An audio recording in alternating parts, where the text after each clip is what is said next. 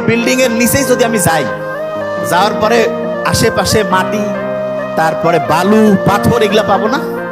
পাবো। কিন্তু কাউকে যদি বলি যে ভাই ঠিক আছে বিল্ডিং এর নিচে নামলেই তুমি হচ্ছে যে ডায়মন্ড পাবা, গোল্ড পাবা, কেউ কি বিশ্বাস করবে? বিশ্বাস করবে না। কেন? সবচেয়ে দামি জিনিস কি বাইরেই থাকে নাকি ভিতরে থাকে?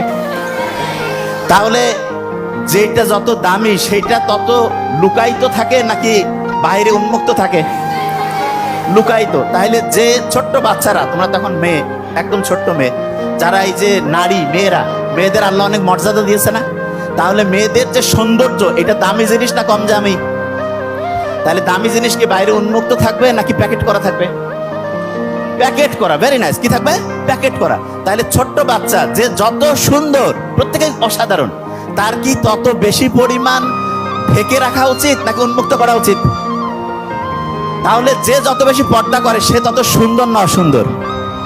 সে তত দামি নাকি কম দামি? দামি। তাহলে যে পর্দা করে সে কি নিজের দাম বাড়াচ্ছে না কমাচ্ছে? কেননা যেই জিনিস যত দামি সেই জিনিস তত কি প্রোটেকশনে থাকে, তত আবরণে থাকে, ঠিক না?